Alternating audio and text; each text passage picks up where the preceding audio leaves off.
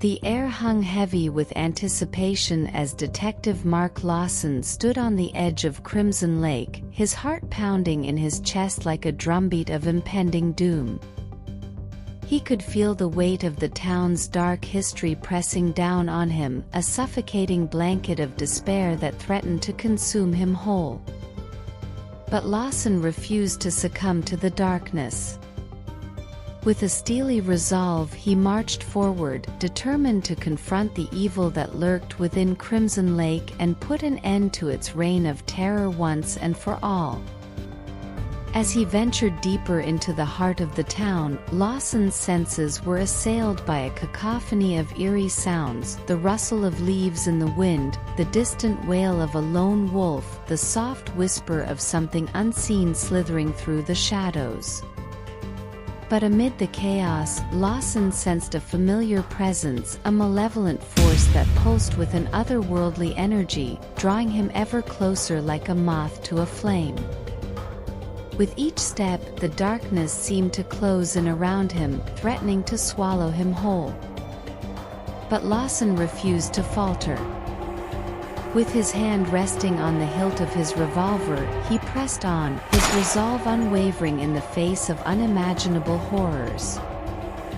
And then, at long last, he reached his destination, a crumbling mansion that loomed ominously against the night sky, its windows shattered and its walls stained with the blood of innocents.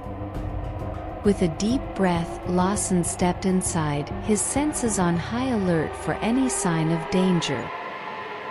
The air was thick with the stench of decay, the faint echo of tortured souls trapped in eternal torment. But as he ventured further into the bowels of the mansion, Lawson felt a chill run down his spine, for he knew that he was not alone. Suddenly a figure emerged from the shadows, a sinister silhouette bathed in darkness, its eyes gleaming with malice. It was the mastermind behind the horrors of Crimson Lake, the puppeteer pulling the strings from the shadows.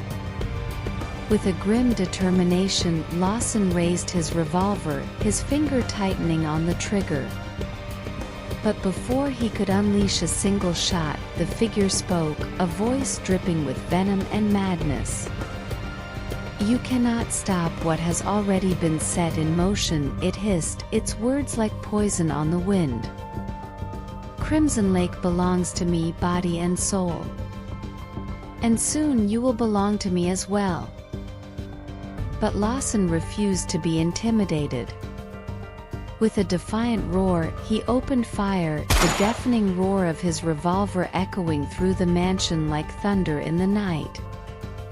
And as the smoke cleared, he saw the figure crumple to the ground, its sinister laughter silenced forever. With a weary sigh, Lawson surveyed the scene before him, the shattered remnants of a once proud mansion, the twisted remnants of a malevolent presence banished to the depths of hell. And as he turned to leave Crimson Lake behind, he knew that the town's dark chapter had finally come to a close. But even as Lawson walked away, he couldn't shake the feeling that the shadows of Crimson Lake would always linger in the corners of his mind, a reminder of the horrors that lurked just beyond the veil of reality. As the first light of dawn broke over the horizon, Detective Mark Lawson vanished into the mist, his footsteps fading into the darkness as he left Crimson Lake behind forever.